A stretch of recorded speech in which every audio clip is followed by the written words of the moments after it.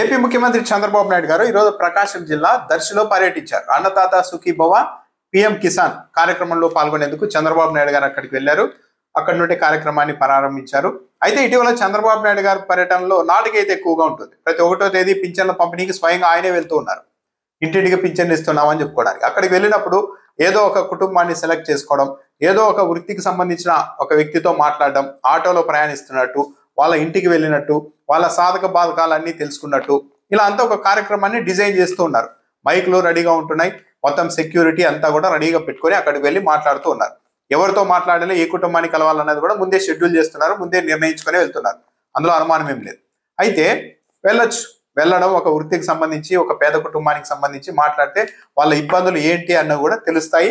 ప్రతి ముఖ్యమంత్రి కార్యక్రమం చేయాలి, తప్పేం కాదు. కానీ ఇక్కడ గమనించాల్సింది ఏంటి అంటే, చంద్రబాబు నాయుడు గారు ఏదో ఒక కుటుంబాన్ని, ఒక వృత్తికి సంబంధించిన ఒక వ్యక్తిని సెలెక్ట్ చేసుకొని వాళ్ళ ఇంటికి వెళ్ళి వాళ్ళ ఆటోలో తిరుగుతూ వాళ్ళతో మాట్లాడుతూ ఇవన్నీ చేసిన తర్వాత సరే వాళ్ళ ఇబ్బందులు ఏదో తెలుసుకొని కలెక్టర్ని పిలిచి వీళ్ళకు ఒక పలానా ఇబ్బంది ఉందంట, దీన్ని సాల్వ్ చేయండి, వీళ్ళకు ఇల్లు లేదంటున్నారు కట్టించండి, ఏదో షాప్ పెట్టుకుంటారంట, ఒక షాప్ పెట్టుకోవడానికి అవకాశం ఇవ్వండి అని ఇలా చెప్తున్నారు. ఓకే, తప్పేం కాదు. కానీ ఇక్కడ ఒక రాష్ట్ర ముఖ్యమంత్రిగా ఉన్నప్పుడు ఒక వర్గానికి, ఒక వృత్తికి, పేదవాళ్లకు సంబంధించి ఎలాంటి సమస్యలు ఉన్నాయో అని తెలుసుకున్నప్పుడు ఇలాంటి సమస్యలు ఇంకా చాలా కుటుంబాల్లో ఇదే వృత్తికి సంబంధించి, ఇదే పేదలకు సంబంధించి, ఇదే వర్గాలకు సంబంధించి ఇంకా చాలా వాళ్ళకు కూడా, చాలా మంది కూడా ఇబ్బందులు ఉండొచ్చు కదా. కాబట్టి వాటన్నిటినీ ఓవర్కమ్ చేసేలాగా, అధిగమించేలాగా ఏదైనా ఒక అందరికీ వర్తించేలా ఒక పథకాన్ని డిజైన్ చేద్దాం అన్న ఆలోచన చంద్రబాబు నాయుడు గారు చేయరు. కేవలం నెలకు ఒక రోజు వెళ్ళడం, ఒక కుటుంబానికి వెళ్ళడం, వాళ్ళకి మాత్రమే సాయం చేయడం, దాంట్లో బాగానే ప్రచారం కూడా వస్తుంది. కానీ ఇక్కడ గమనించాల్సింది ఏంటంటే, గతంలో జగన్మోహన్ రెడ్డి పాదయాత్ర చేసిన సమయంలో కూడా చాలా మంది ఆయన కలిసినప్పుడు మాకు ఇంటి స్థలాలు లేదు, ఇల్లు లేవు అని చెప్పినప్పుడు అవన్నీ కనుక్కొని ఓకే, పేదవాళ్ళలో చాలా మందికి ఇంటి స్థలాలు లేవు, ఇల్లు లేవు అన్న ఉద్దేశంతోనే ఆయన 32 లక్షల ఇళ్ల పట్టాలు ఇచ్చేలాగా, మొత్తం అందరికీ వర్తించేలాగా, ఎవరో ఒక 10 మంది వచ్చి మాకు ఇల్లు లేవు అని చెప్పినప్పుడు ఓకే, ఇలాంటి వాళ్ళు చాలా మంది ఉంటారు రాష్ట్రంలో, కాబట్టి వాళ్ళందరికీ మంచి చేసేలాగా ఏదో ఒక ప్లాన్ చేయాలని 32 లక్షల ఇళ్ల పట్టాలు ఇచ్చే కార్యక్రమాన్ని జగన్మోహన్ రెడ్డి శ్రీకారం చుట్టారు. కానీ చంద్రబాబు నాయుడు గారు ఎవరిని కలిసినా కూడా వాళ్ళు ఒక ఇష్యూ చెప్తూ ఉన్నప్పుడు ఓకే, ఇష్యూ మిగిలిన వాళ్ళలో కూడా ఉండొచ్చు కదా, వాళ్ళకు కూడా ఏదైనా మంచి జరిగేలాగా, అందరికీ వర్తించేలాగా ఏదైనా ఒక స్కీమ్ను డిజైన్ చేస్తాం అన్న ఆలోచన అయితే చంద్రబాబు నాయుడు గారు ఇప్పటి వరకు చేయడం లేదు.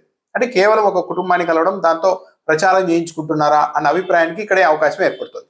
ఈరోజు దర్శి పర్యటనకు వెళ్ళారు. అక్కడ కూడా ఈ కార్యక్రమాన్ని పంట పొలాల్లో నిర్వహించారు. అంటే రైతులకు సంబంధించిన కార్యక్రమం కాబట్టి పంట పొలాల్లో నిర్వహించినట్టుగా ఉన్నారు. అక్కడ మంచాల మీద మొత్తం నాయకులు, ముఖ్యమంత్రితో సహా మంత్రులు అందరూ మంచాల మీద కూర్చొని అక్కడే ఏర్పాటు చేసిన, పొలంలోనే ఏర్పాటు చేసిన, అంటే భారీ ఎల్ఈడి స్క్రీన్ మీద నరేంద్ర మోడీ గారి ప్రసంగాన్ని కూడా చంద్రబాబు నాయుడు గారు చూశారు.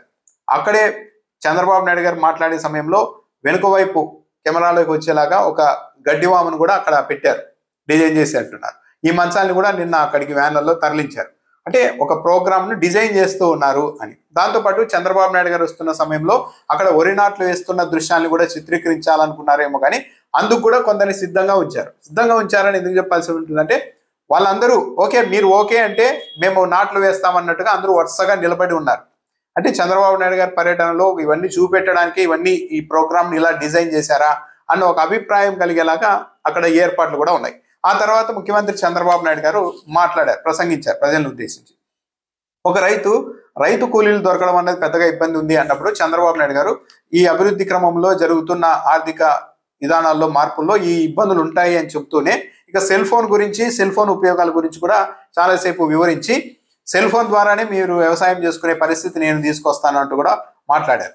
ఇంకో విషయం ఏంటంటే, ఎన్టీఆర్ గారిని పొగిడారా లేకుంటే విమర్శించారో తెలియదు, కానీ ఎన్టీఆర్ రాకముందు పేదలు అనేవాళ్ళు రైస్ తినేవాళ్ళు కాదు, అన్నం తినేవాళ్ళు కాదు. కానీ ఎన్టీఆర్ వచ్చి 2 రూపాయల కిలో బియ్యం పథకాన్ని ప్రవేశపెట్టిన తర్వాత పేదలందరూ బియ్యం తింటున్నారు, రైస్ తింటూ ఉన్నారు. దానివల్ల అంతకుముందు జొన్నలు, కొర్రలు లాంటివి తినేవాళ్ళు ప్రజలంతా, అప్పుడు ఆరోగ్యంగా ఉండేవాళ్ళు. ఎప్పుడైతే ఈ రైస్, అన్నం తినడం మొదలు పెట్టారో అనారోగ్యం పాలవుతూ ఉన్నారు అని కూడా చంద్రబాబు నాయుడు గారు వ్యాఖ్యానించారు.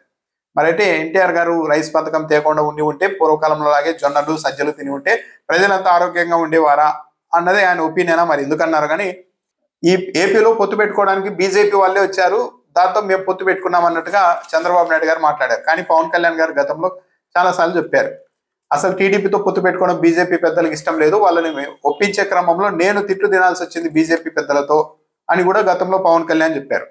మరి పొరపడినట్టుగా ఉన్నారు ముఖ్యమంత్రి చంద్రబాబు నాయుడు గారు తన ప్రసంగంలో. ఒక మాట అయితే అన్నారు, అది బాగా సోషల్ మీడియాలో కూడా ట్రోల్ అవుతుంది. ఈ రైతులకు సంబంధించిన కార్యక్రమంలో ప్రసంగిస్తూ నేనున్నంత వరకు రైతులకు ఎలాంటి ఇబ్బందులు ఉండవు, అది నా హామీ అని చెప్పబోయి నేనున్నంత వరకు రైతులకు భరోసా అన్నదే ఉండదు, ఉండనివ్వను, ఇది నా హామీ అంటూ మాట్లాడారు. చాలా గట్టిగా మాట్లాడారు. అంటే నేనున్నంత కాలం రైతులకు ఇబ్బంది ఉండదు అని చెప్పబోయి నేనున్నంత కాలం రైతులకు భరోసా ఉండదు, అది నా హామీ అని మాట్లాడారు. ఆ వీడియోని కూడా బాగా ట్రోల్ చేస్తున్నారు. అన్నదాతకు నేను భరోసా ఇస్తున్నా, చంద్రన్న ఉన్నంత వరకు మా రైతుకి భరోసా లేదు, ఉండదు, ఉండబోదు. ఇది నా ప్రామిస్ మీకు అందరికీ. ఉచిత బస్సు ప్రయాణం కూడా త్వరలో సిద్ధమవుతోంది, మహిళలంతా రెడీగా ఉండండి అని అంటూనే నిష్ఠురమాడారు.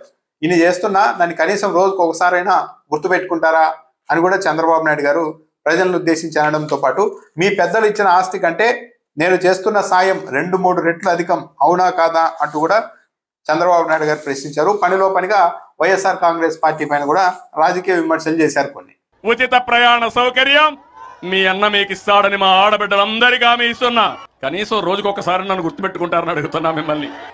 మీ పెద్దలు ఇచ్చిన ఆస్తి కంటే నేను నెలవారీగా మీకు చేసే సహాయం రొట్టింపులో 3 రెట్లు, అవునా కాదా?